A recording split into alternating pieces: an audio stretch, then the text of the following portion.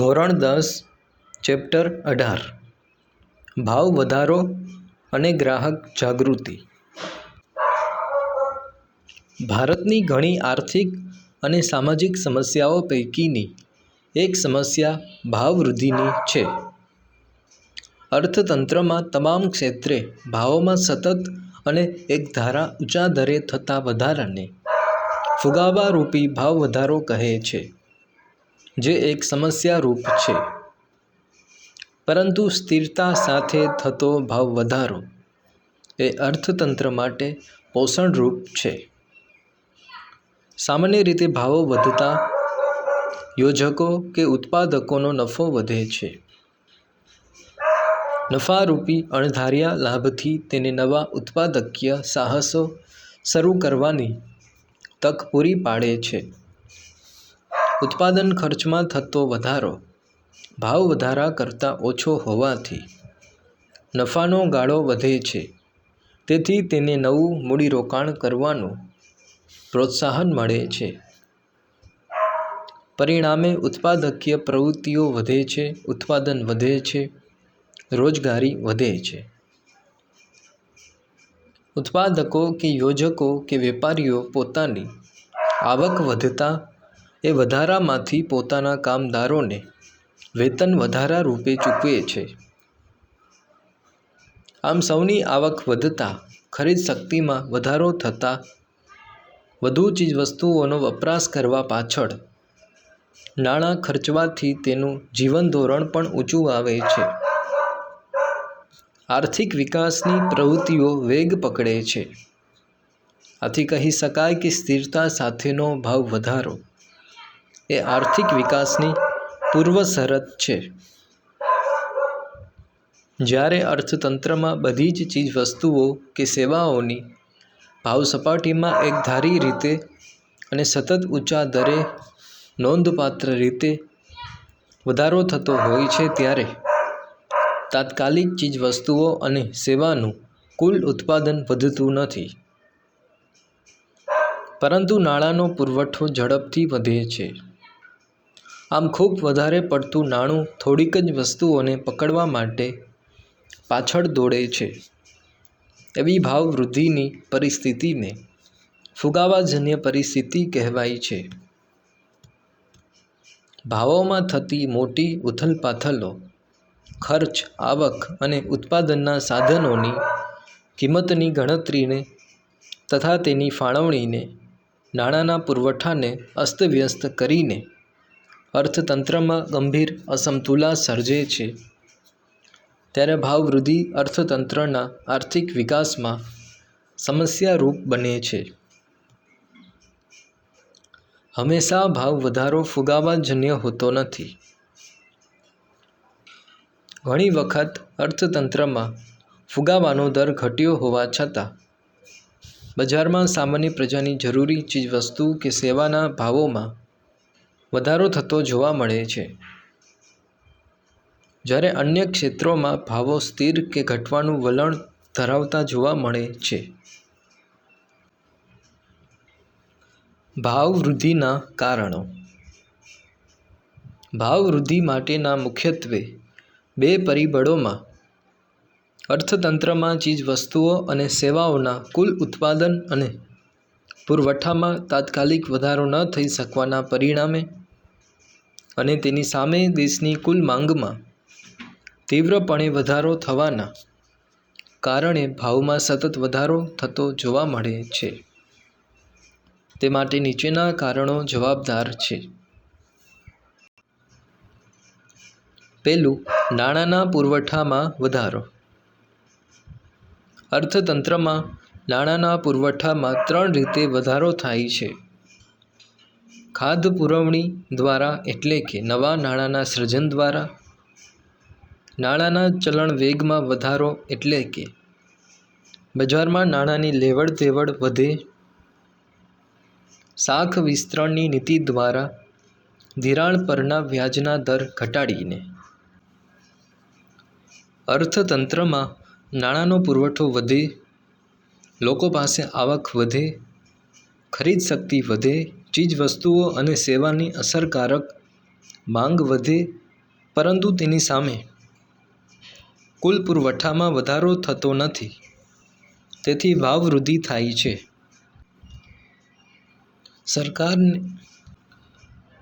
સરકારને યોજનાકીય અને બિન યોજનાકીય ખર્ચને પહોંચી વળવા ખાદ્ય પુરવણીની નીતિ દ્વારા નવા નાણાંનું સર્જન કરીને નાણાંનો પુરવઠો વધારે છે. સરકારના વહીવટી ખર્ચા, બિન યોજનાકીય ખર્ચામાં, સંરક્ષણ ખર્ચામાં થયેલ વધારો કે વિવિધ કલ્યાણકારી યોજનાઓ અને મેળાવડાઓ, ઉત્સવોના ખર્ચાથી, જાહેર ખર્ચ કે ખાનગી ખર્ચમાં વધારાથી બજારમાં નાણાંનો પુરવઠો એકદમ વધે છે, જે ખરીદ શક્તિને વધારે છે, જે ભાવ સપાટીને ઊંચે લઈ જાય છે. આમ ખરીદ શક્તિમાં વધારો ભાવવૃદ્ધિનું કારણ બને છે. સરકારના બિન યોજનાકીય ખર્ચાથી બજારમાં ચીજવસ્તુઓ કે સેવાના કુલ ઉત્પાદનમાં કે પુરવઠામાં વધારો થતો નથી. પરંતુ વેતન વધારો કે બોનસ ભથ્થાઓમાં થતા વધારાથી પ્રજાના હાથમાં નાણાંનો પુરવઠો વધે તેમજ ઉત્પાદનના સાધનોને પણ વળતરરૂપી આવકમાં વધારો થતાં નાણાંના પુરવઠામાં સરવાળો વધારો થાય છે.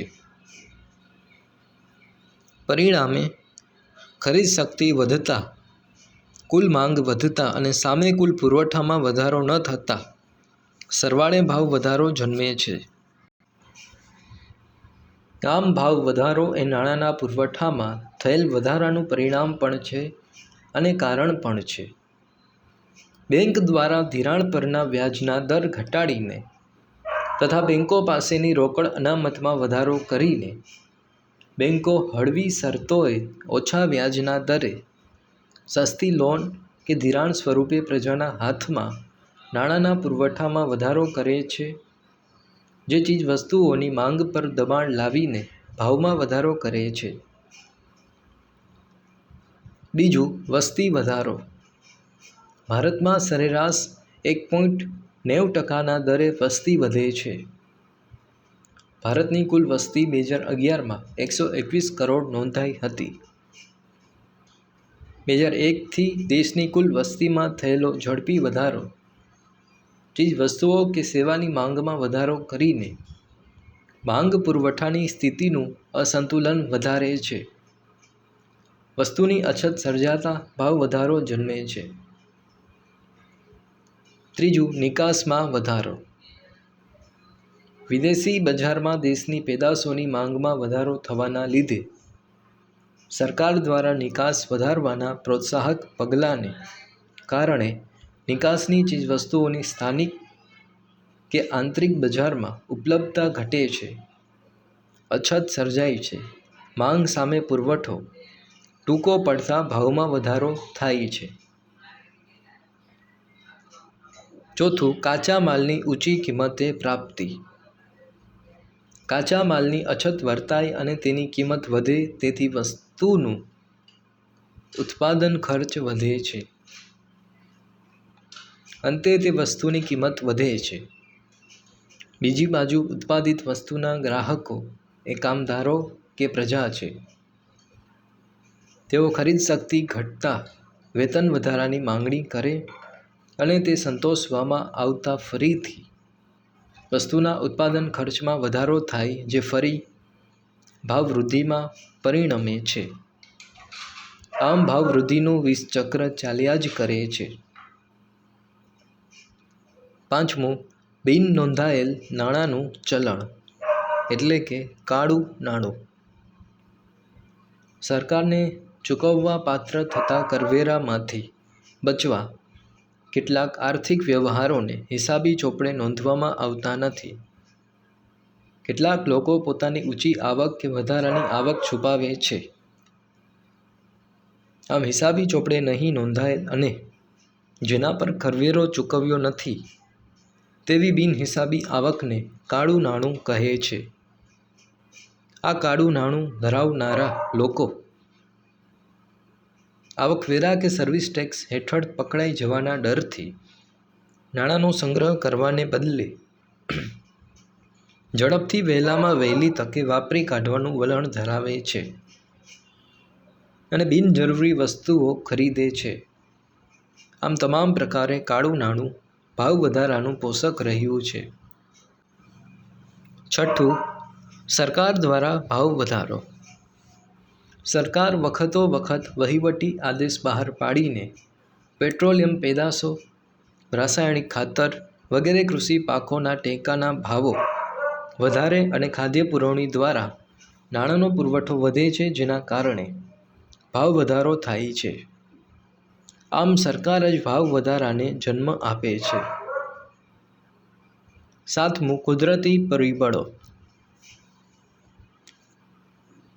અતિવૃષ્ટિ, અનાવૃષ્ટિ, ધરતીકંપ, રોગચાળો જેવી કુદરતી આફતોના કારણે તેમજ યુદ્ધ, તોફાનો, આંદોલન, હડતાલ કે ઔદ્યોગિક અશાંતિના કારણોસર, તાળાબંધી જેવા માનવીય પરિબળોના કારણે ઉત્પાદન ઘટે છે અને તેની પુરવઠા પર વિપરીત અસર પડે છે. પુરવઠો ઘટતા તેની સામે નાણાંનું પ્રમાણ સ્થિર રહેવાથી ચીજ વસ્તુની માંગના દબાણથી ભાવ સપાટીમાં વધારો થાય છે. આઠમું, દાણચોરી, સંગ્રહખોરી અને કાળા બજાર. કેટલીક વખત આયાત જકાતના ઊંચા દરોને કારણે તેમજ અમુક ચીજોની આયાતો પર નિયંત્રણ કે નિકાસના પ્રતિબંધના લીધે જકાત ચોરી કરવાના ઈરાદે ચોરી છુપીથી કરવેરા નહીં ભરીને વિદેશી માલસામાન દેશમાં ઠલવાય છે, જેને દાણચોરી કહેવાય છે.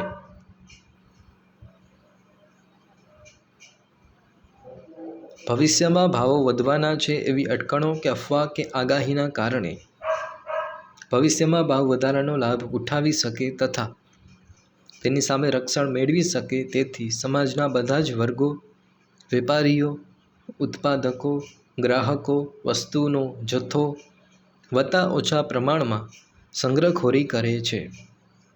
પરિણામે તે વસ્તુના પુરવઠા પર દબાણ આવે છે, કૃત્રિમ અછત ઊભી થાય છે અને બજારમાં ખૂબ જ ઊંચા ભાવો પડાવીને નફાનો ગાળો વધારીને પ્રજાનો ગેરલાભ ઉઠાવે છે. તેને નફાખોરી કહે છે.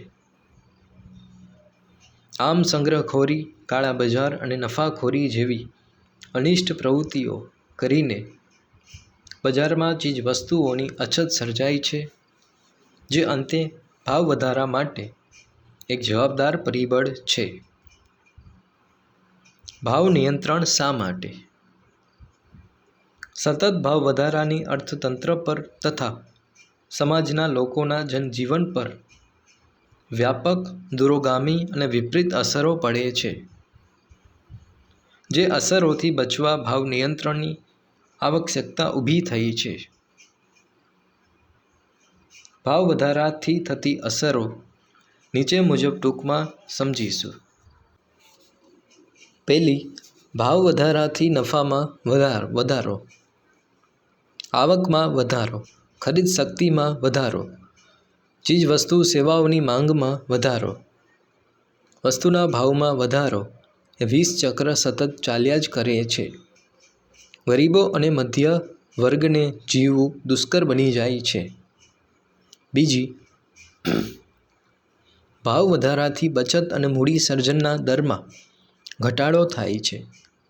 જરૂરી ચીજ વસ્તુઓનું ઉત્પાદન ઘટે છે. નવા ધંધા, ઉદ્યોગો, રોજગાર અટકી જાય છે. ત્રીજી, વિદેશી મૂડીરોકાણ ઘટે છે. આયાતી વસ્તુઓમાં વધારો થતાં હુંડિયામણ ખર્ચાય છે, જે નવી સમસ્યા સર્જે છે. ચોથી, આવશ્યક ચીજવસ્તુઓનું ઉત્પાદન ઘટે છે. અછત સર્જાય છે. પ્રજાનું જીવન ધોરણ કથળે છે. ગરીબો વધુ ગરીબ બને છે. પાંચમી, દેશમાં ચીજવસ્તુઓનું ઉત્પાદન ખર્ચ વધતા તે મોંઘી થતાં દેશની નિકાસી વસ્તુઓના ભાવ વધતા અને પ્રમાણમાં આયાતી વસ્તુ બજારમાં સસ્તી હોવાના કારણે દેશની નિકાસમાં ઘટાડો થતાં અને આયાતો વધતા હુંડિયામણની સમતુલા ખોરવાઈ જાય છે. આયાત નિકાસમાં અસમતુલન સર્જાયું છે. છઠ્ઠી, ભાવ વધારાથી ગરીબ કે મધ્યમ વર્ગનું જીવન ધોરણ કથળે છે. જરૂરિયાતો પૂરી કરવા ચોરી, લૂંટફાટ, હત્યા, ગુનાખોરી, સટ્ટાખોરી, સંગ્રહખોરી, નફાખોરી, કાળા બજાર, ભ્રષ્ટાચાર, આપઘાત જેવી અનૈતિક પ્રવૃત્તિઓ સમાજમાં વધે છે. સમાજનું નૈતિક અધઃપતન થાય છે. આમ ફુગાવારૂપી ભાવ વધારો અર્થતંત્ર માટે બાધારૂપ નીવડે છે. તેથી ભાવ વૃદ્ધિને નિયંત્રણમાં લેવાની તાતી જરૂરિયાત છે. ભાવ વધારાને નિયંત્રણ લેવાના ઉપાયો. અર્થતંત્રમાં કુલ ખર્ચ સતત વધતું રહે છે. જ્યારે ચીજ વસ્તુઓ સેવાઓનું ઉત્પાદન તેટલા જ પ્રમાણમાં વધતું નથી, તેથી ભાવ વૃદ્ધિ સર્જાય છે. નિયંત્રણ માટે સરકાર પગલાં ભરે છે. પહેલું, નાણાકીય પગલાઓ. ભારતની મધ્યસ્થ બેંક અર્થતંત્રમાંથી નાણાંનો પુરવઠો ઘટાડી દે છે. તેથી લોકોની વપરાશી વસ્તુઓ પાછળ નાણાં ખર્ચવાની વૃત્તિ પર અંકુશ આવે છે. તેથી વસ્તુઓની માંગ ઘટતા ક્રમશઃ ભાવ ઘટે છે. મધ્યસ્થ બેંક દ્વારા ધિરાણ નીતિમાં વ્યાજના દર ઊંચા કરે છે. તેથી લોન કે ધિરાણ મોંઘું બનતા બિનજરૂરી મૂડીરોકાણ કે સટ્ટાકીય રોકાણ અટકે છે. બીજી તરફ વ્યાજના દર વધતા લોકોની બચત વૃત્તિમાં વધારો થાય અને ડિપોઝિટોમાં વિવિધ બચતોના રોકાણો વધે છે. આમ ભંડોળ પ્રાપ્તિના અભાવે સટ્ટાખોરી, સંગ્રહખોરી અટકે છે અને નફાખોરી પર અંકુશ આવે છે. બેંક દરમાં વધારો થતાં વ્યાપારી બેંકોએ ધિરાણ દર વધારવો પડે છે. તેથી ધિરાણનું પ્રમાણ ઘટે છે. વ્યાજ દર વધતા સટ્ટાખોરીમાંથી વધારાનું નાણું ખેંચાઈને અર્થતંત્રમાં બચત સ્વરૂપે પાછું વળે છે. તેથી મૂડી સર્જન દર વધે છે. નવા ધંધા રોજગારના ક્ષેત્રો ખુલે છે. બેંકોની રોકડ અનામતના પ્રમાણમાં વધારો થતાં વ્યાપારી બેંકોની શાખા પર નિયંત્રણ આવે છે. ધિરાણ ઘટે છે. ખુલ્લા બજારમાં સરકારી જામીનગીરીઓનું વેચાણ કરીને વ્યાપારી બેંકોની અને પ્રજાની રોકડ અનામતમાં ઘટાડો કરે છે. લોકોના હાથમાં નાણાંનો પુરવઠો ઘટતા વપરાશી ખર્ચ ઘટતા ભાવો અંકુશમાં રહે છે. બીજું, રાજકોષીય પગલાં. રાજકોષીય નીતિ એટલે સરકારની જાહેર આવક ખર્ચ અંગેની નીતિ. કરવેરા વિષયક અને જાહેર ઋણની નીતિ. સરકાર પોતાના ખર્ચમાં શક્ય હોય ત્યાં સુધી ઘટાડો કરીને દેશના કુલ ખર્ચમાં ઘટાડો કરીને નાણાંનો પુરવઠો ઘટાડશે. જે યોજનાઓ પાછળ મોટા પ્રમાણમાં ખર્ચ થતો હોય અને તાત્કાલિક તે ફાયદાકારક ન જણાય તો તેવી યોજના મુલતવી રાખે છે. વહીવટી ખર્ચમાં કરકસર અને બિનજરૂરી ખર્ચમાં ઘટાડો કરે છે. કરવેરાની નીતિ અન્વયે સરકાર ભાવો વધે ત્યારે લોકો પાસેના ખર્ચવાપાત્ર રકમનો પુરવઠો ઘટે તે હેતુસર ચાલુ કરવેરાઓમાં વધારો કરે છે. આવકવેરો, કંપની વેરો, મિલકત વેરો વગેરે વધારવામાં આવે છે. નિકાસો પર નિયંત્રણ મૂકવામાં આવે છે અને આયાતો પર ઊંચા દરે જકાત નાખીને આયાતી વસ્તુઓ મોંઘી બનતા આયાતો ઘટે છે. જાહેર ઋણની નીતિ. જાહેર ઋણની નીતિ અનુસાર સરકારે લોનો બહાર પાડીને કે ફરજિયાત બચત યોજના જેવી સ્કીમ લાવીને સમાજમાંથી થતા કુલ ખર્ચને મર્યાદિત કરવા પ્રયાસ કરે, બચતોને પ્રોત્સાહન આપવા વિવિધ પ્રોત્સાહકીય પગલાં ભરે, જાહેર કરજોનું પ્રમાણ ઘટાડે, સરકાર સબસિડી રૂપી સહાયમાં ઘટાડો કરે, પ્રત્યક્ષ કરવેરાનું પ્રમાણ અને વ્યાપ વધારે, શ્રીમંત વર્ગની વપરાશી કે મોજ શોખની વસ્તુઓ પર ઊંચા દરે કર નાખે, જેથી તેનું ઉત્પાદન ઘટે અને આવશ્યક વસ્તુઓનું ઉત્પાદન વધે. આમ આ પગલાઓ થકી હાથમાં આવકનું પ્રમાણ ઘટશે, તેથી વસ્તુની માંગ ઘટશે, જે અંતે ભાવ ઘટાડામાં પરિણમશે. ત્રીજું, મૂડીરોકાણ પર અંકુશ. બિનજરૂરી અને મોજ શોખની વસ્તુઓ પાછળ મૂડીરોકાણ ઘટે તે માટે લાયસન્સ કે પરવાના પદ્ધતિ અમલમાં મૂકે છે અને ઉત્પાદકીય સ્વરૂપના કૃષિ ઉત્પાદનો અને ઔદ્યોગિક ઉત્પાદનો વધે એવા મૂડીરોકાણને ઉત્તેજન આપે છે. સટ્ટાલક્ષી મૂડીરોકાણ ઘટે, આવશ્યક વસ્તુઓનું ઉત્પાદન વધે, ઉત્પાદન શક્તિ વધે એવા પ્રોત્સાહક પગલાં લેવા જોઈએ. વ્યાજના દર વધારીને બચત વૃત્તિને ઉત્તેજિત કરીને મૂડી સર્જન વધે તેવા પ્રયત્નો કરવા પડશે.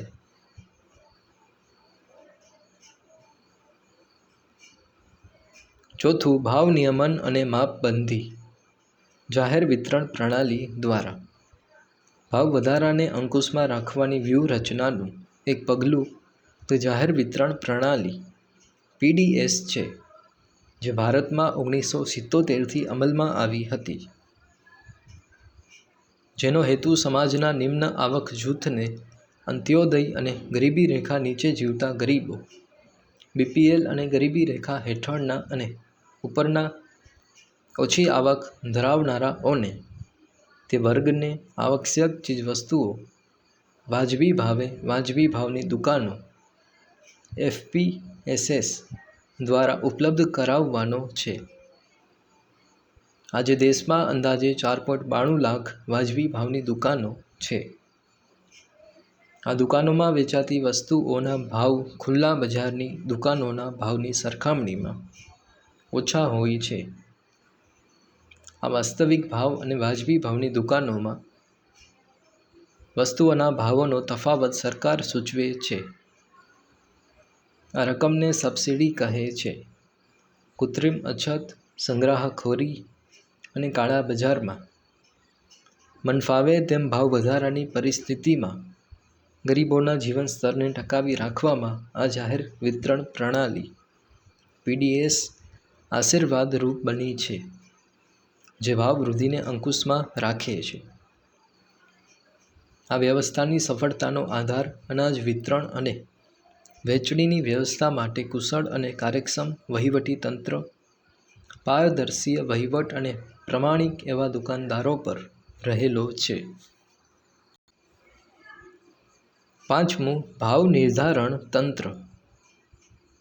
સંગ્રહખોરીને સટ્ટાખોરીને ડામવા, આવશ્યક વસ્તુઓના ભાવને વાજબી સ્તર પર ટકાવી રાખવા માટે તથા તે સહેલાઈથી બજારમાંથી મળી રહે તે માટે સરકાર આવશ્યક વસ્તુઓના ભાવ નિર્ધારણનું કાર્ય કરે છે. વેપારીઓને તે જ નિર્ધારિત ભાવોએ બજારમાં વસ્તુઓ વેચવા આગ્રહ કરે છે. સરકારે ભાવ સપાટીને સ્થિર રાખવા માટે આવશ્યક ચીજવસ્તુઓ માટેનો ધારો 1955માં અમલમાં મૂક્યો છે, જે વેપારી સરકાર દ્વારા નિર્ધારિત ભાવો મુજબ પોતાનો માલસામાન નથી વેચતો તેની સામે આ ધારા હેઠળ કાનૂની કાર્યવાહી હાથ ધરીને દંડ કરવામાં આવે છે. સંગ્રાહકખોરો, કાળા બજારિયાઓ, સટ્ટાખોરો સામે સઘન ઝુંબેશ રૂપે prevention of anti-social activities act (PASA) હેઠળ જરૂર પડ્યે કાયદેસર અટકાયત કરવામાં આવે છે. ભાવ વૃદ્ધિને નાથવા વેપારીઓના ગોદામમાં રાખેલ ચીજવસ્તુઓના જથ્થાનું નિયમન, ચેકિંગ, સ્ટોક પત્રકો, ભાવપત્રકો પ્રદર્શિત કરવા અંગેની કાનૂની જોગવાઈઓ અને તેના ઉલ્લંઘન માટે કડક શિક્ષાત્મક પગલાઓ દ્વારા ભાવવૃદ્ધિને નાથવાના પ્રયાસો હાથ ધરવામાં આવે છે. સરકારે અત્યાર સુધીમાં ડુંગળી, ચોખા, કપાસ, સિમેન્ટ, ખાદ્યતેલ, પેટ્રોલ, ડીઝલ, રાંધણ ગેસ, કેરોસીન, ખાંડ, એલ્યુમિનિયમ, લોખંડ, પોલાદ, રેલવે નૂર વગેરેના ભાવ નિર્ધારણ તંત્રના આધારે નક્કી કર્યા છે. કેટલીક જીવન રક્ષણ દવાઓના ભાવો પણ આ રક્ષણ હેઠળ બાંધવામાં આવ્યા છે અને ભાવવૃદ્ધિને અટકાવી છે. આમ ભાવવૃદ્ધિને અટકાવવાના ઉપાયો એકબીજાથી સ્વતંત્ર કે અલગ નથી, પરંતુ પરસ્પર આધારિત છે. તેથી છૂટાછવાયા એકલ દોકલ પગલાં ભરવાને બદલે સર્વગ્રાહી પગલાં ભરીશું તો ધાર્યા પરિણામો જરૂર લાવી શકાશે. ગ્રાહક જાગૃતિ. જાગો ગ્રાહક જાગો. આજે દરેક વ્યક્તિ કોઈને કોઈ રીતે ગ્રાહક છે. બજારમાં સમાન લક્ષણોવાળી અને અનેક બ્રાન્ડની અસંખ્ય વસ્તુઓ મળતી હોય છે. વસ્તુની વિવિધતા અને વિકલ્પોવાળી અનેક ઉપયોગવાળી વસ્તુઓ અંગે અભણ અને અજાગૃત ગ્રાહકોને સંપૂર્ણ જ્ઞાન કે જાણકારી હોતી નથી. ઉત્પાદક અને ગ્રાહક વચ્ચે અનેક વચેટિયાઓ હોવાથી ગ્રાહકોનું વિવિધ રીતે શોષણ થવા લાગ્યું છે. ગ્રાહક જે વસ્તુ, માલ કે સેવા નાણાં કે અવેજના બદલામાં ખરીદે તે નિશ્ચિત ગુણવત્તા, વજન અને વાજબી કિંમતે મેળવી શકે તેવી વ્યવસ્થાને ગ્રાહક સુરક્ષા કહે છે. ગ્રાહક સુરક્ષા એ ગ્રાહક જાગૃતિની ઝુંબેશ છે. ગ્રાહક જાગૃતિ અંગે અમેરિકામાં રાલ્ફ નાડરે ગ્રાહકવાદની ચળવળ ઉપાડેલી હતી. તેથી તેને ગ્રાહક આંદોલનના જન્મદાતા કહેવામાં આવે છે. ગ્રાહકનું વિવિધ પ્રકારે થતું શોષણ. ઉત્પાદકો અને વેપારીઓ દ્વારા ગ્રાહકોનું વિવિધ રીતે શોષણ થાય છે, જે નીચે મુજબ છે. ગ્રાહકને પેકિંગ પર લખ્યા કરતાં ઓછું વજન આપીને, હલકી ખામીયુક્ત કે નકલી વસ્તુ, માલ કે સેવા પૂરી પાડીને, છાપેલી કિંમત કરતાં વધુ કિંમત વસૂલીને, ગ્રાહકના આરોગ્ય સામે જોખમ કે હાનિ થાય તેવી ભેળસેળવાળી વસ્તુઓ પૂરી પાડીને, વેચાણ પછીની સેવાઓ અસંતોષકારક રીતે પૂરી પાડીને, નિર્ધારિત શરતો કે માપદંડ મુજબ બાંધકામ ચીજવસ્તુઓ કે સેવા પૂરી ન પાડીને, વીજળી, બેંક, વીમો, ટેલિફોન કે દાક્તરી સેવા ખામીયુક્ત કે સેવામાં બેદરકારી દાખવીને, ગ્રાહક સાથે દુર્વ્યવહાર કે માનહાનિ થાય તેવો વિક્રેતા કે વેપારી દ્વારા વ્યવહાર થાય, લોભામણી કે ભ્રામક જાહેરાતો દ્વારા વસ્તુની સાચી પસંદગીમાં ગ્રાહકની છેતરામણી થવાના કારણે વેચાણની ભ્રષ્ટ રસમો અજમાવીને ગ્રાહકને શારીરિક, માનસિક નુકસાન ભોગવવું પડે તેવી રીતે નકલી માલ સામાન વેચીને તથા કૃત્રિમ અછત ઊભી કરીને અમુક માહિતી પૂરી પાડી ગ્રાહકનું શોષણ થાય છે. ગ્રાહકના શોષણના કારણો. ગ્રાહકનું શોષણ નીચે મુજબના વિવિધ કારણોસર થાય છે. પહેલું, ગ્રાહક પોતે જવાબદાર.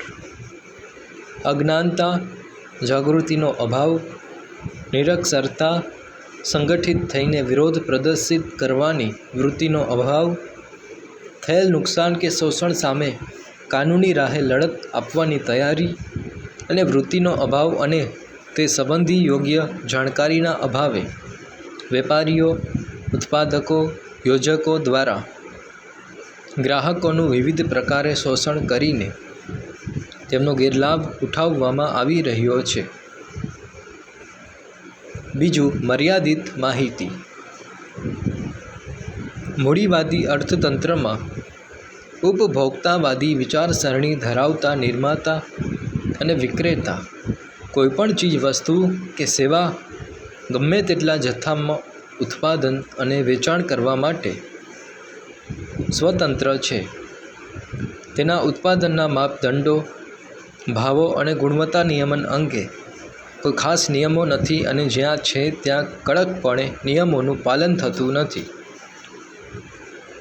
આવી પરિસ્થિતિમાં ગ્રાહકને ચીજવસ્તુના ઉપયોગ સંબંધમાં સાચી જાણકારી, માહિતી કે જ્ઞાનના અભાવે વસ્તુના વપરાશ સંબંધી યોગ્ય તાલીમ ન મળવાને કારણે ગુણવત્તાની જાળવણી અને ઉપયોગની રીતો અને વેચાણ પછીની સેવાઓ, વોરંટી કે ગેરંટી જેવી માહિતીના અર્થઘટન બાબતે ખરીદી વખતે ગ્રાહકને પૂરેપૂરો માહિતગાર કરવામાં આવતો નથી.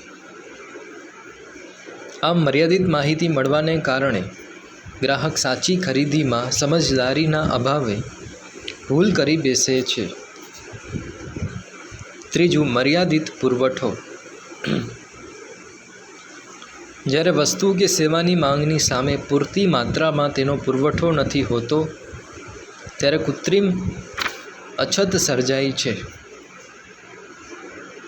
આમ વેપારી ઉત્પાદકો દ્વારા સંગ્રહખોરી, સટ્ટાખોરી આચરીને કે કુદરતી આફતો જેવા પરિબળોથી અછત ઊભી થાય છે.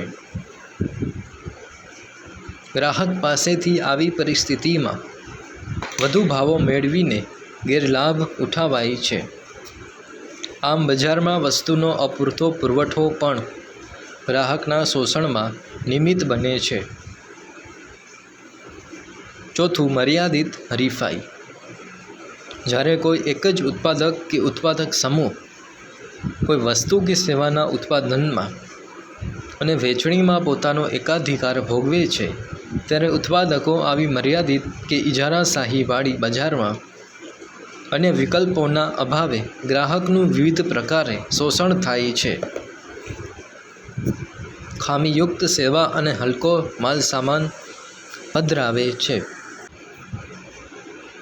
ગ્રાહક સુરક્ષા ક્ષેત્રે ગ્રાહક જાગૃતિ.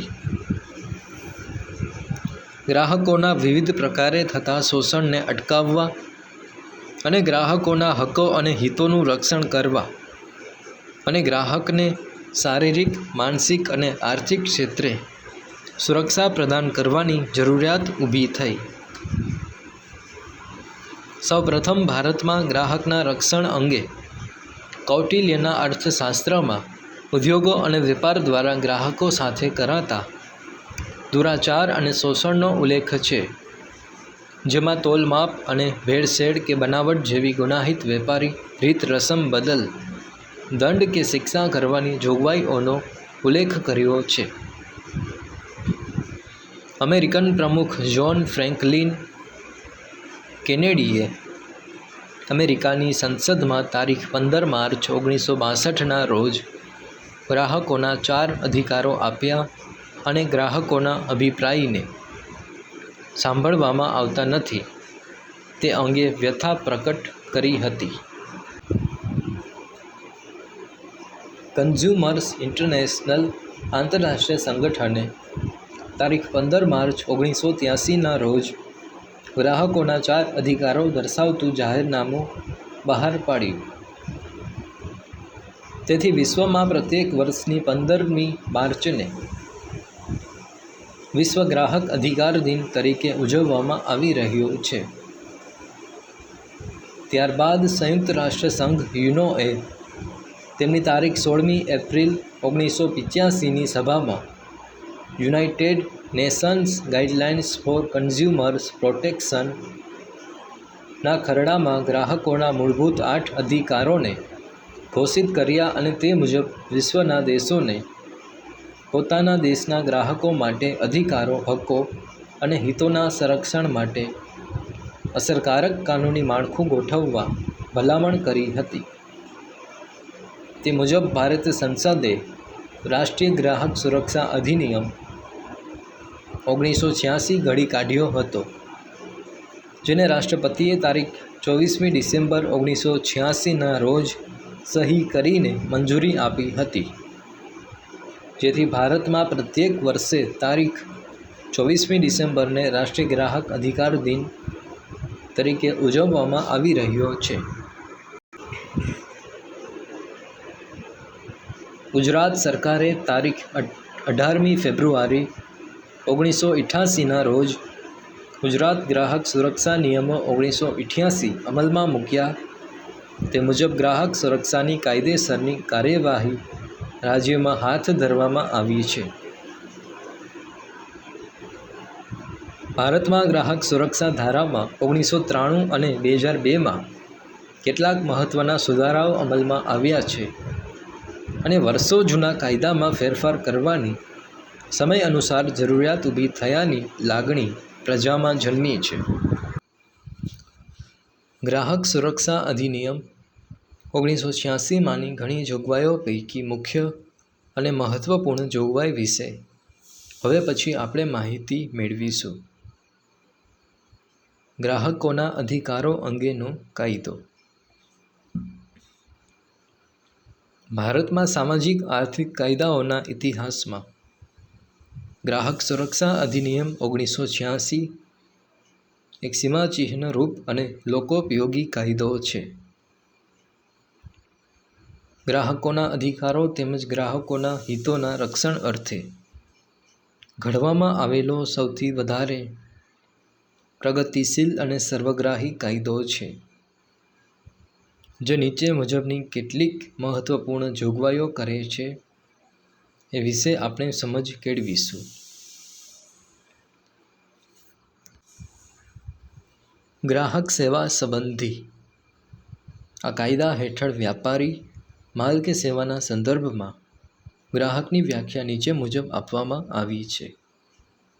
માલના સંદર્ભમાં ગ્રાહક એટલે જેને કાયદાનું રક્ષણ છે તે માટે નીચે દર્શાવેલી કોઈપણ વ્યક્તિ, જે કોઈ વ્યક્તિ કોઈપણ ચીજવસ્તુ કે માલ કે સેવાની પૈસા આપીને અથવા અવેજના બદલામાં ખરીદી કરે અથવા વસ્તુ કે સેવા આપવા બદલ કિંમત ચૂકવવાની વ્યક્તિ બાંહેધરી આપીને અથવા તો અંશતઃ કિંમત ચૂકવીને મેળવે કે અંશતઃ બાકી રકમ ચૂકવવાની બાંહેધરી આપીને તે વસ્તુ કે સેવા મેળવે છે તે વ્યક્તિ. હપ્તામાં ચૂકવણી કરીને અથવા ભાડા ખરીદ પદ્ધતિ હેઠળ કોઈ માલ કિંમત ચૂકવીને ખરીદે અથવા સેવા ભાડે રાખે અથવા સેવા મેળવે અને તે માલને વ્યક્તિ કે તેનો કોઈપણ વ્યક્તિ ઉપયોગ કરે કે સેવાનો લાભ મેળવે છે તે ગ્રાહક છે. પરંતુ જો કોઈપણ વ્યક્તિ ખરીદેલ માલ ફરી વેચવા એટલે કે ધંધાકીય કે વાણિજ્યક હેતુ માટે આવો માલ કે સેવા વિના મૂલ્યે પૂરી પાડવામાં આવતી હોય કે કોઈ અંગત કરાર હેઠળ સેવા મેળવવામાં કે પૂરી પાડવામાં આવતી હોય તો તેવી સેવાનો સમાવેશ કાયદામાં થતો નથી, રક્ષણને પાત્ર નથી. આમ આ કાયદાનો હેતુ ગ્રાહકોને ઊંચી ગુણવત્તાયુક્ત વિવિધ માલ કે સેવાઓ પ્રાપ્ત થાય તેમજ ગ્રાહકના હિતોનું રક્ષણ થાય તે જોવાનો છે.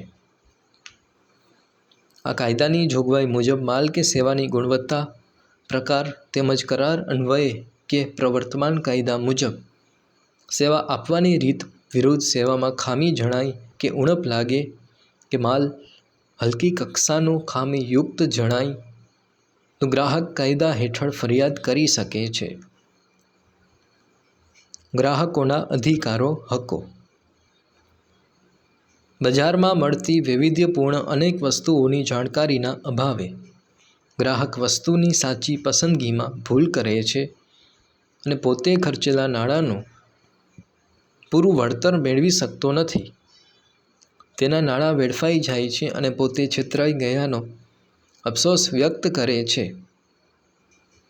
હલકી કક્ષાના બનાવટી ભેળસેળયુક્ત નીચી ગુણવત્તાવાળા ખાદ્ય પદાર્થો ખરીદીને અનેક રોગોને નોતરે છે, જેથી આરોગ્યને નુકસાન થાય છે. તોલમાપ, ભેળસેળ અને બનાવટ, છેતરપિંડી, ભાવોમાં લૂંટફાટ અને ભ્રષ્ટાચારી અનૈતિક રીત રસમોથી સમાજનું નૈતિક ધોરણ નીચું જાય છે. ઉત્પાદકો, વેપારીઓ બંને પોતાની ઉત્પાદિત ચીજવસ્તુઓના ભાવ, સંગ્રહ, ગુણવત્તામાં એકરૂપતા અને પારદર્શિતા રાખે તે માટે કાયદામાં જોગવાઈઓ કરી છે. આ જોગવાઈઓથી ગ્રાહક જાગૃત બને અને ગ્રાહકને છેતરવાની વિવિધ તરકીબો, ખોટી રીત રસમો સામે લડત સી રીતે આપી શકાય તેનું શિક્ષણ અને વિવિધ ઉપાયોની સમજ આપવાના કેટલાક અધિકારો ધારામાં આપવામાં આવ્યા છે. આ અધિકારોનું રક્ષણ કરવું એ ગ્રાહક જાગૃતિનો મુખ્ય ઉદ્દેશ છે. કાયદા હેઠળ ગ્રાહકોને 6 અધિકાર આપવામાં આવ્યા છે. પહેલું, સલામતીનો અધિકાર, જે ઉત્પાદન પ્રક્રિયાના અંતે ચીજવસ્તુઓ કે સેવાઓથી ગ્રાહકના જાન સામે જોખમ હોય કે આરોગ્યને હાનિ કરતા હોય તો તેની સામે રક્ષણ કે સલામતી મેળવવાનો અધિકાર છે. આ અધિકાર દ્વારા ભૌતિક પર્યાવરણની સુરક્ષા અને જીવનની ગુણવત્તાની સલામતી મેળવવાનો છે. બીજું, માહિતી મેળવવાનો અધિકાર, ગ્રાહકને માલ અને સેવાની ગુણવત્તા, જથ્થો, ક્ષમતા, શુદ્ધતા, ધોરણ, વપરાશ, કિંમત વગેરે બાબતોની જાણકારી હોવી જોઈએ, જેથી તે બજારમાં વેપારીઓની ગેરરીતિથી કે ભ્રષ્ટ રીત રસમોથી બચી શકે. આ માહિતી મેળવવાના અધિકાર દ્વારા ગ્રાહક શાણપણ અને જવાબદારીપૂર્વક વર્તન કરવા પ્રેરાય છે. ગ્રાહકને માહિતી લેબલમાંથી, પેકિંગ પરથી, જાહેર ખબર, ભાવપત્રકો, સરકારી જાહેર ખબરો અને અહેવાલો પરથી મળી રહે છે. ત્રીજું, પસંદગી કરવાનો અધિકાર, વૈવિધ્યપૂર્ણ અને અસંખ્ય વસ્તુઓ, હરીફાઈના ભાવે ગુણવત્તા ધરાવતી વસ્તુઓમાંથી મહત્તમ લાભ મળે તે રીતે પોતાની પસંદગીની વસ્તુ કે સેવા ખરીદવાનો ગ્રાહકને અધિકાર છે. પસંદગીનો અધિકાર એટલે ગ્રાહકને વસ્તુ વાજબી કિંમતે, સંતોષપ્રદ સેવા અને ગુણવત્તાની ખાતરી આપવાનો છે. વિવિધ પ્રકારની અનેક વસ્તુમાંથી ગ્રાહકને પોતાને ખૂબ જ અનુકૂળ આવતી વસ્તુઓ પસંદ કરવાની સ્વતંત્રતા આ અધિકાર આપે છે. ચોથું, રજૂઆત કરવાનો અધિકાર, ગ્રાહકોના હક્કો અને હિતોના રક્ષણ કરવા તથા ગ્રાહકની ફરિયાદો કે હિતો સંબંધી બાબતોની યોગ્ય કક્ષાએ રજૂઆત કરવી તથા અંતે તે અંગે યોગ્ય વિચારણા કરવામાં આવે એવી વ્યવસ્થા ઊભી કરવી અને ગ્રાહકોના કલ્યાણ સંબંધી વિચારણા હાથ ધરવા માટે ગ્રાહકોના બિનરાજકીય, બિનધંધાકીય ધોરણોએ ગ્રાહક મંડળો રચવામાં આવે અને તેમાં ગ્રાહકોના પ્રતિનિધિઓને સ્થાન આપીને તેમની રજૂઆતોને સાંભળવાની વ્યવસ્થા ઊભી કરવામાં કાયદા હેઠળ જોગવાઈ કરી છે.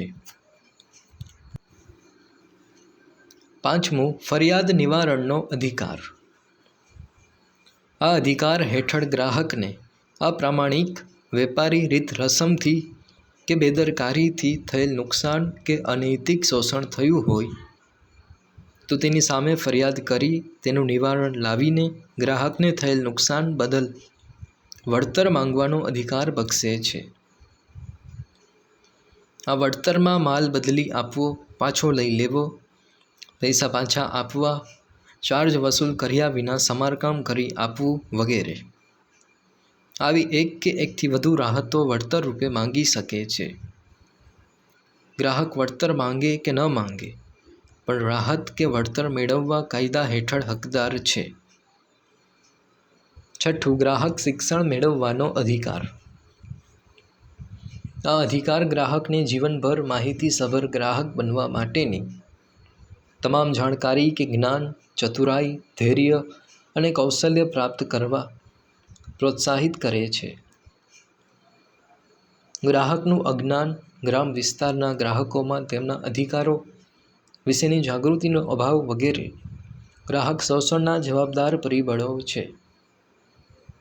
શાળાના અભ્યાસક્રમોમાં સ્થાન આપીને વિવિધ સંસ્થાઓની મિટિંગોમાં ગ્રાહક શિક્ષણ સંબંધી ચર્ચા સભા, પ્રદર્શનો, વાર્તાલાપ, કાર્યશિબિરો દ્વારા ગ્રાહક શિક્ષણની તાલીમ પૂરી પાડીને ગ્રાહકની કુશળતા વધે તેવા પ્રયત્નો કરવા જોઈએ, જેથી બજારમાં તે જાગૃત ગ્રાહક તરીકેની ફરજો અસરકારક રીતે અદા કરી શકે. એમાં ગ્રાહક શિક્ષણ મદદરૂપ બને છે. ગ્રાહકોની ફરજો. ગ્રાહકો જેમ પોતાના અધિકારો માટે સાવધ રહે છે, તેમ તેણે તેની જવાબદારીઓ કે ફરજો પ્રત્યે પણ એટલી જ સજાગતા રાખવાની છે. ગ્રાહકોએ ખરીદી વખતે ચીજવસ્તુ કે સેવાની સાચી પસંદગી કરવી જોઈએ. વસ્તુની ખરીદીમાં ગુણવત્તા, વાજબી ભાવ, ગેરંટી કે વોરંટી, વેચાણ પછીની સેવા કે BIS, ISI કે એગમાર્ક જેવા ગુણવત્તાના માનક ચિહ્નો નિશાનીવાળી જ વસ્તુઓ ખરીદવી જોઈએ. વીજળી કે ઇલેક્ટ્રોનિક્સ ઉપકરણોની ખરીદી વખતે સ્ટાન્ડર્ડ કે બ્રાન્ડ નામવાળી વસ્તુની ખરીદીને જ પ્રાથમિકતા આપવી જોઈએ. ખરીદી સમયે અનેકવિધ વસ્તુઓમાંથી વસ્તુની પસંદગી અંગેનો નિર્ણય લેતી વખતે વસ્તુ વિશેની તમામ માહિતી લેબલ અને જાહેરાત મુજબ ચકાસીને, ખાતરી કરીને સમજુ અને જાગૃત ગ્રાહક બનીને જવાબદારીપૂર્વક નિર્ણય કરી ખરીદી કરવી જોઈએ. ગ્રાહક તરીકે તેના નિર્ણયમાં, વ્યવહારમાં શાણપણ, બુદ્ધિપૂર્વકનું, ગણતરીબાજ તરીકે વિવેકદ્રષ્ટિપૂર્વકનું વર્તન હોવું જોઈએ, જેથી તે શોષણ અને છેતરપિંડીથી બચી શકે છે.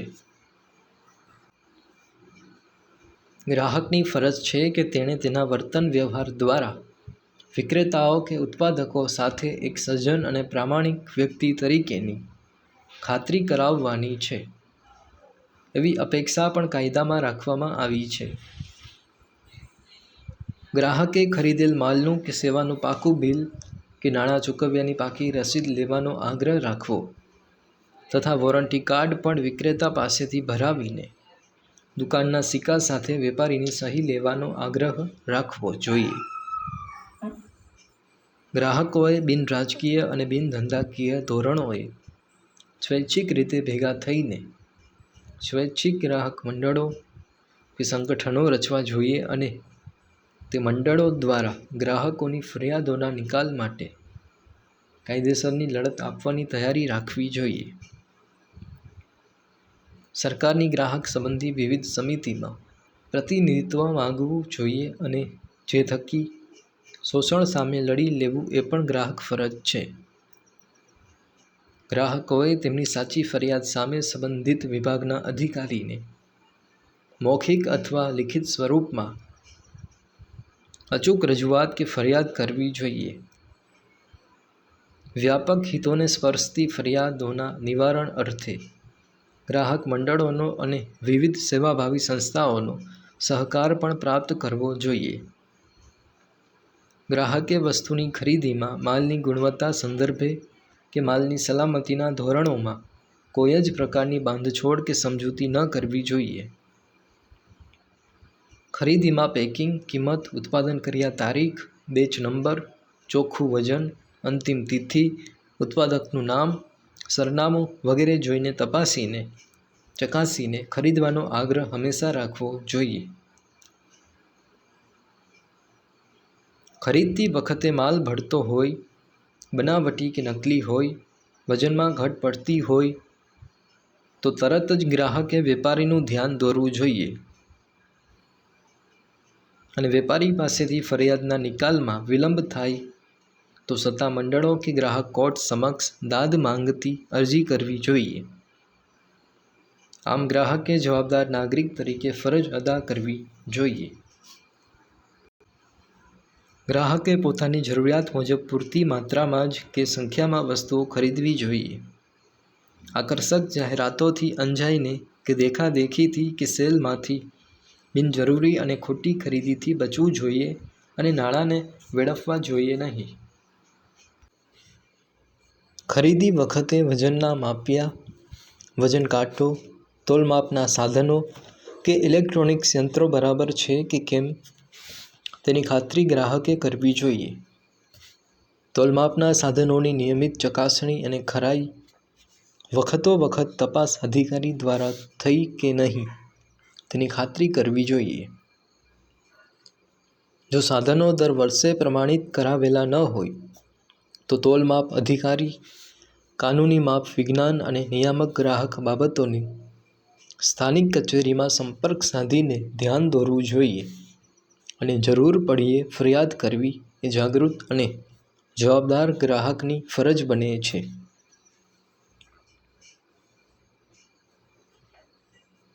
ગ્રાહકે ઘરે ગેસ સિલિન્ડર આવે તો તેનું સીલ તપાસવું કે તે અકબંધ છે કે નહીં. આશરે વજન ચેક કરવું. રિક્ષા કે ટેક્સીમાં મીટર ઝીરો કરાવીને મીટરથી ભાવ પ્રમાણે બેસવું. પેટ્રોલ, ડીઝલ કે સીએનજી ગેસ ભરાવતી વખતે ઇન્ડિકેટર પર 0 મીટરનું રીડિંગ જોઈને પછી જ ભરાવવું. કેરોસીન ખરીદતી વખતે માપિયામાં ફીણ બેસી જાય પછી જ પૂરેપૂરું માપ્યું ભરાવીને જ ખરીદવાનો આગ્રહ રાખવો જોઈએ. ત્રાજવું સ્ટેન્ડ પર બરાબર લટકાવેલું હોય તેવા ત્રાજવાથી જ વજન કરાવવું. હાથમાં ઉંચકીને લીધેલા ત્રાજવાથી વજનમાં ગેરરીતિ થવાની કે છેતરાવાની શક્યતા છે. રેલવે, બેંક, વીમો, ટેલિફોન, સુધરાઈ કે હોસ્પિટલ વગેરેની સેવાઓમાં થતી બેદરકારી કે સેવામાં ઉણપથી શારીરિક, માનસિક અને આર્થિક નુકસાન સામે વળતર મેળવવા ગ્રાહક ફોરમમાં જાતે કે ગ્રાહક મંડળો દ્વારા ફરિયાદ કરવી જોઈએ અને ચુકાદાઓની વિગત અને મળેલ વળતરના સમાચારો સ્થાનિક ટીવી ચેનલો, વર્તમાનપત્રોમાં પ્રકાશિત કરાવીને અન્ય ગ્રાહકને તમને થયેલ અન્યાયની અને મળેલ ન્યાયની જાણ કરીને તેમને પણ અન્યાયનો ભોગ બનતા અટકાવી શકાય છે. આમ ગ્રાહક જાગૃતિ અને ગ્રાહક શિક્ષણનું કાર્ય કરવું એ પણ તેની ફરજ બને છે.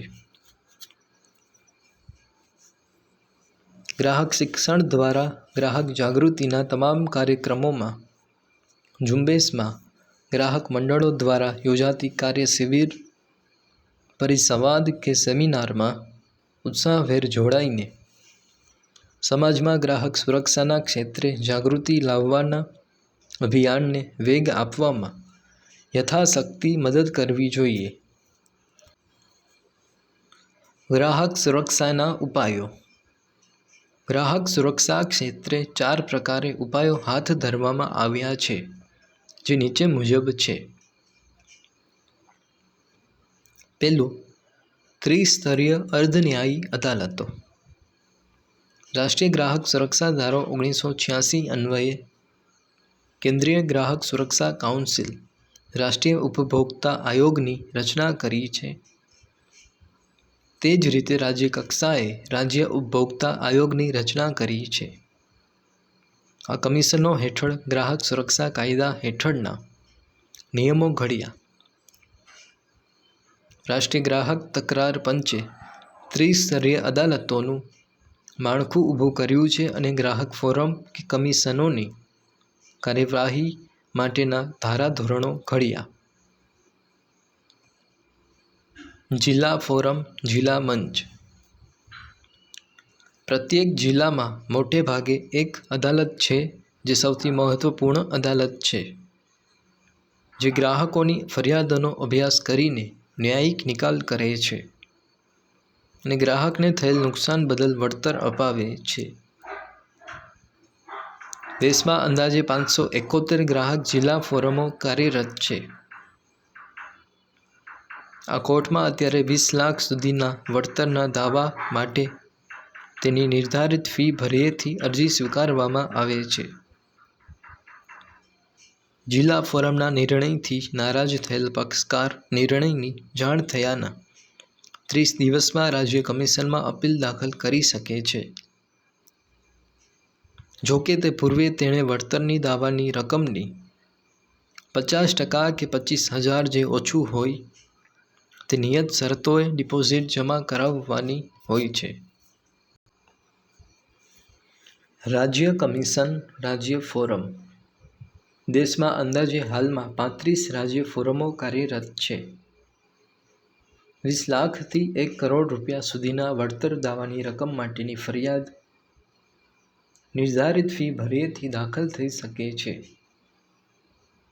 જિલ્લા ફોરમથી નારાજ થયેલ કોઈપણ પક્ષકાર હુકુમની તારીખથી 30 દિવસમાં ઠરાવેલ નમૂનામાં અને દાવાની રકમના 50% અથવા 35,000 ડિપોઝિટ ભર્યેથી રાષ્ટ્રીય કમિશનમાં અપીલ કરી શકશે. રાષ્ટ્રીય કમિશન રાષ્ટ્રીય ફોરમ 1 કરોડથી વધુ વળતરના દાવા અંગેની અરજીઓ તેની નિર્ધારિત ફી કોર્ટમાં ભર્યેથી ફરિયાદ દાખલ થઈ શકે છે. 5 સભ્યોની બેન્ચ આ કમિશનના સભ્યો હોય છે. રાજ્ય કમિશન અને રાષ્ટ્રીય કમિશને શક્ય એટલો વહેલો એટલે કે અરજી દાખલ કર્યા તારીખથી 90 દિવસમાં અરજીનો નિકાલ કરવાનો છે. રાષ્ટ્રીય કમિશનથી નારાજ થયેલા વ્યક્તિ કે પક્ષકાર આ કમિશનના હુકમથી 30 દિવસમાં સુપ્રીમ કોર્ટમાં નિર્ધારિત શરતોએ અપીલ દાખલ કરી શકે છે. જોકે અપીલ પૂર્વે પક્ષકારે વળતર દાવાની રકમના 50% અથવા 50,000 બેમાંથી જે ઓછું હોય તે ડિપોઝિટ પેટે કોર્ટમાં જમા કરાવવું ફરજિયાત છે. જો કોઈ વ્યક્તિ આ ત્રણેય અદાલતો પૈકી જે તે અદાલતોએ કરેલા હુકમોનું પાલન ન કરે તો સજા અથવા દંડ કે બંને શિક્ષાને પાત્ર ઠરે છે. BPL હેઠળની વ્યક્તિઓને, સિનિયર સિટીઝન્સ અને વિકલાંગ વ્યક્તિઓને કેટલીક શરતોને આધીન ફી ભરવામાંથી મુક્તિ આપવામાં આવે છે અને જિલ્લા મફત કાનૂની સેવા, માર્ગદર્શન, કાનૂની સહાય, માર્ગદર્શન અને વકીલની મફત સેવા પૂરી પાડવામાં આવે છે. બીજું, ગ્રાહક મંડળો, ગ્રાહક સુરક્ષા પરિષદો. આ અધિનિયમ હેઠળ તાલુકા, જિલ્લા, રાજ્ય તથા રાષ્ટ્રીય કક્ષાએ સરકાર માન્યતા પ્રાપ્ત ગ્રાહક મંડળો સ્થાપવામાં આવ્યા છે. આ ગ્રાહક મંડળો કે પરિષદો બિન-રાજકીય અને બિન-ધંધાકીય ધોરણે ગ્રાહકો દ્વારા સ્વૈચ્છિક રીતે રચાયેલા ગ્રાહક મંડળો છે. આ ગ્રાહક મંડળોનો મુખ્ય હેતુ ગ્રાહકોના અધિકારોએ જાગૃતિ તથા પ્રોત્સાહન આપવા તથા તેના હકોની સુરક્ષા માટેની નીતિઓના ઘડતરમાં સરકારોને મદદ કરવાનો છે. તેઓ ગ્રાહકોના અધિકાર તથા કાયદાની જોગવાઈઓની વખતોવખત સમીક્ષા કરે છે અને ધારાકીય જોગવાઈમાં સુધારા અંગે સરકારને સૂચન કરે છે. આ ગ્રાહક મંડળો ગ્રાહક જાગૃતિ ઝુંબેશ રૂપે ગ્રાહક શિક્ષણ આપે છે. તેમાં ગ્રાહકોના અધિકારો, ફરજો, વિવિધ પ્રકારે થતા શોષણ, તેનાથી કેવી રીતે બચી શકાય એની કાયદેસરની જોગવાઈઓ જેવા મુખ્ય વિષયો પર માર્ગદર્શન પૂરું પાડે છે. આ ગ્રાહક મંડળો કે સંગઠનો દ્વારા ગ્રાહક સુરક્ષા, ઇનસાઇટ, ધી કન્ઝ્યુમર, ગ્રાહક મંચ જેવા માસિક, દ્વિમાસિક મેગેઝીનો કે સામયિકો પ્રકાશિત કરીને ગ્રાહક જાગૃતિ ફેલાવવાનું કાર્ય કરી રહ્યા છે અને ગ્રાહકની ફરિયાદોનું નિવારણ લાવવામાં મદદરૂપ થાય છે. ત્રીજું, જાહેર વિતરણ પ્રણાલી PDS. જાહેર વિતરણ પ્રણાલી મારફત વાજબી ભાવની દુકાનો દ્વારા નિયમિતપણે સારી ગુણવત્તાવાળો માલ નિયત જથ્થામાં રાહત દરે અનાજ કે અન્ય વસ્તુઓ પૂરી પાડે છે, જે થકી ગરીબ ગ્રાહકોને ખુલ્લા બજારમાં વધુ ભાવ લેવાના, હલકી જાતના ગુણવત્તાવાળા માલ સામાન કે ઓછી માત્રામાં મળતી ચીજવસ્તુઓ દ્વારા થતા શોષણથી બચાવે છે. વેપારીની ભ્રષ્ટ રીત રસમો સામે જાહેર વિતરણ પ્રણાલી દ્વારા અંકુશ રહે છે. ચોથું, તોલમાપ અને ચીજવસ્તુઓની શુદ્ધતાને પ્રમાણિત કરતું યંત્ર. ગ્રાહકોના સ્વાસ્થ્ય અને સલામતીના રક્ષણ અર્થે સરકારે કેટલીક કાયદાધીન સંસ્થાઓની સ્થાપના કરી છે, જે ઉત્પાદકો દ્વારા તૈયાર થયેલ માલસામાન, વસ્તુઓની ગુણવત્તા અને શુદ્ધતાની તપાસણી, ચકાસણી કરીને તેને પ્રમાણિત કરવાનું કાર્ય કરે છે.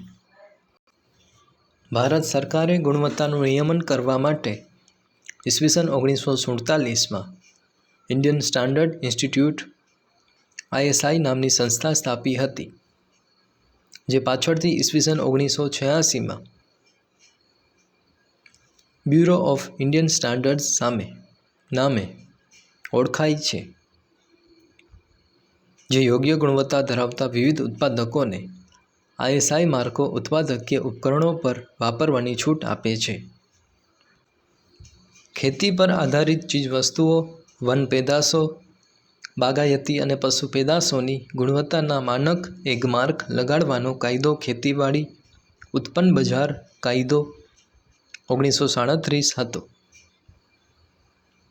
ભારત સરકારના ડિપાર્ટમેન્ટ ઓફ માર્કેટિંગ ઇન્ટેલિજન્સ સંસ્થા DMI દ્વારા એગમાર્ક વાપરવાનો પરવાનો આપવામાં આવે છે. જો ગ્રાહકને માર્કા સંબંધી શંકા જાગે તો તે BISના નજીકના પ્રાદેશિક કાર્યાલયમાં ફરિયાદ કરી શકે છે. આ ઉપરાંત સોનામાં દાગીનાની ખરીદી વખતે પણ BIS માર્કાની સાથે સોનાની શુદ્ધતાનો નંબર, દાખલા તરીકે 916 એટલે 22 કેરેટ સોનાની શુદ્ધતા દર્શાવતું માર્ક સાથે હોલમાર્ક કેન્દ્રનો logo,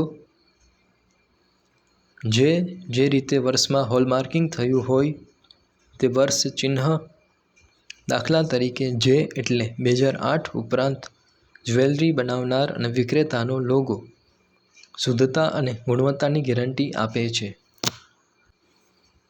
FPO food product ઓર્ડરનો Marco જામ, ફ્રૂટ, જ્યુસ, કણ કે ટીનમાં પક કરેલા ફળો અને શાકભાજીના ઉત્પાદક વસ્તુ પર લગાડવામાં આવે છે. ISI ટેક્સટાઇલ, કેમિકલ, જંતુનાશકો, રબર, પ્લાસ્ટિકની બનાવટો, સિમેન્ટની ધાતુઓ, ઇલેક્ટ્રોનિક ઉપકરણો પર આ માર્કો BIS દ્વારા લગાડવામાં અપાય છે. વૂલમાર્ક માર્કો ઊનની બનાવટો અને પોશાકને આપવામાં આવે છે. MPO મીટ પ્રોસેસિંગ ઓપ્ટિમાઇઝર માર્કો માંસ, મટનની પેદાશો અને તેમાંથી બનેલ બનાવટોને અપાય છે. HACCP hazard analysis and critical control point Marco પ્રક્રિયા દ્વારા તૈયાર કરેલા ખોરાકના ઉત્પાદનોને BIS દ્વારા અપાય છે. ECO માર્કો સાબુ, ડિટર્જન્ટ, કાગળ, લુબ્રિકેટિંગ ઓઇલ, પેકેજિંગ મટીરિયલ, રંગ રસાયણો, પાવડર કોટિંગ, બેટરી, સૌંદર્ય પ્રસાધનો, લાકડાના બદલે વપરાતી વસ્તુઓ, ચામડાની અને પ્લાસ્ટિકની બનાવટોને ISI ઇન્ડિયન સ્ટાન્ડર્ડ બ્યુરો દ્વારા અપાય છે, જે હવે BIS છે. આંતરરાષ્ટ્રીય કક્ષાએ સંસ્થાઓ. આંતરરાષ્ટ્રીય કક્ષાએ 2 આંતરરાષ્ટ્રીય સંગઠનો સ્ટાન્ડર્ડાઇઝેશન ગુણવત્તા માનકની કામગીરી કરી રહી છે. ISO ઇન્ટરનેશનલ સ્ટાન્ડર્ડાઇઝેશન ઓર્ગેનાઇઝેશન, જેનું મુખ્ય મથક જીનીવામાં છે,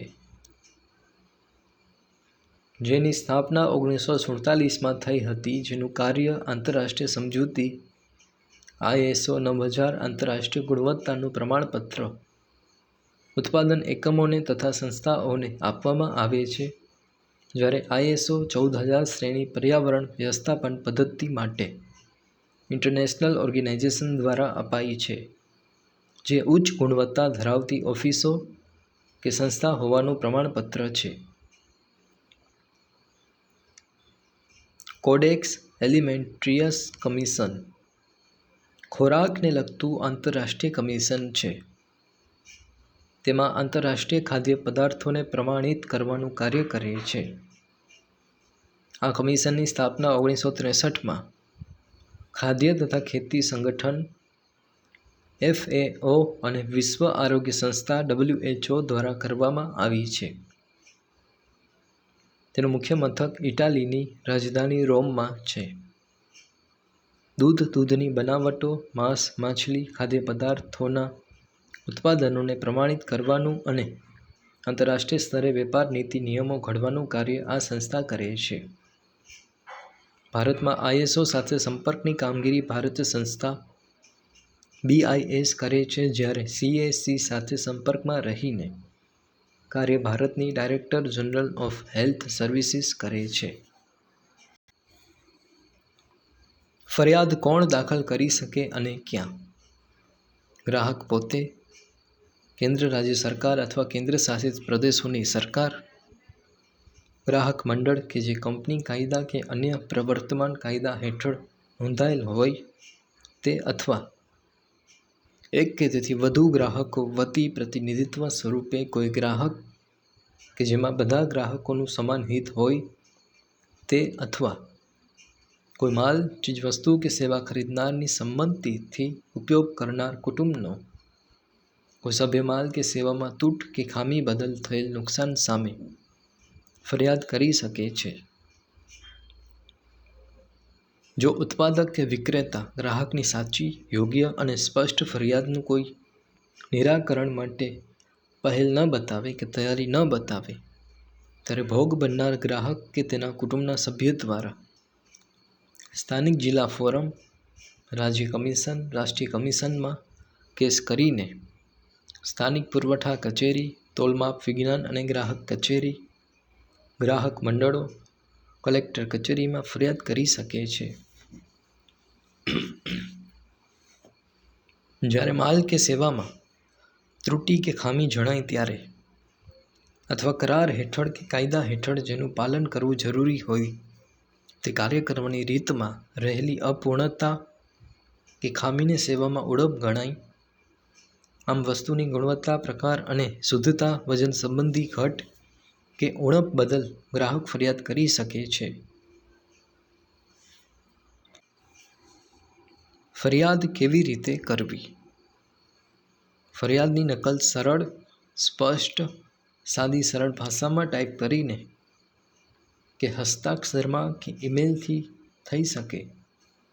જો કોર્ટમાં વકીલ મારફતે કેસ કરવો હોય ત્યારે સોગંદનામું કરવું પડે છે. અરજીમાં અરજદારનું નામ, સરનામું, સંપર્ક નંબર હોવો જોઈએ. ફરિયાદનું વિગતપૂર્ણ વર્ણન, ફરિયાદ માટેના કારણો સ્પષ્ટ લખવા. આરોપ સંદર્ભે જે કોઈ આધાર પુરાવા કે દસ્તાવેજો હોય તેની પ્રમાણિત નકલો બીડવી. ક્યારેય પણ મૂળ પુરાવા આપવા નહીં. બિલની કાચી પાકી રસીદ બીડવી. જો પેમેન્ટ ચેકથી કર્યું હોય તો તેની વિગત લખવી. વિક્રેતાએ કરેલી શરતો, જાહેર ખબરની નકલ, ગેરંટી કે વોરંટી કાર્ડ, પેમ્પલેટ્સ કે પ્રોસ્પેક્ટસની નકલ બીડવી. અરજી સાથે માંગેલ વળતરના દાવાની રકમ અનુસાર નિયમ મુજબ ફી ભર્યેથી જે તે ગ્રાહક ફોરમમાં, કોર્ટમાં ફરિયાદ દાખલ થઈ શકે છે. ગ્રાહક ફરિયાદ થવાનું કારણ ઉદ્ભવે તેના 2 વર્ષમાં ફરિયાદ દાખલ કરી શકાય છે. કોઈપણ ગ્રાહક સંબંધી ફરિયાદ કરવા કે કાયદા અંગે વિશેષ માહિતી મેળવવા કે માર્ગદર્શન માટે ગુજરાત રાજ્યની હેલ્પલાઇન ટોલ ફ્રી નંબર 1800-233-0222 અને રાષ્ટ્રીય કક્ષાએ હેલ્પલાઇન નંબર 1800-114-000 ઉપરથી માહિતી મેળવી શકે છે કે માર્ગદર્શન લઈ શકે છે. પ્રવૃત્તિ: ગ્રાહક અધિકાર દિનની શાળામાં ઉજવણી રૂપે ગ્રાહક સુરક્ષા ધારો કેટલો પ્રસ્તુત છે વિષય પર મોક પાર્લામેન્ટનું આયોજન કરો. ભાવવૃદ્ધિના વર્તમાનપત્રોમાં છપાયેલ સમાચારો છેલ્લા 3 માસના કટિંગ્સ ભેગા કરીને સ્ક્રેપબુક બનાવી ટૂંકો અહેવાલ તૈયાર કરો. શાળામાં ગ્રાહક મંડળના હોદ્દેદારનું વ્યાખ્યાન ગોઠવો અને ગ્રાહક સુરક્ષા પ્રદર્શન યોજવું. ભેળસેળ અને તોલમાપમાં થતી છેતરપિંડી અંગે નિદર્શન કરતો કાર્યક્રમ શાળા, મહોલ્લામાં કે સોસાયટીમાં ગોઠવો.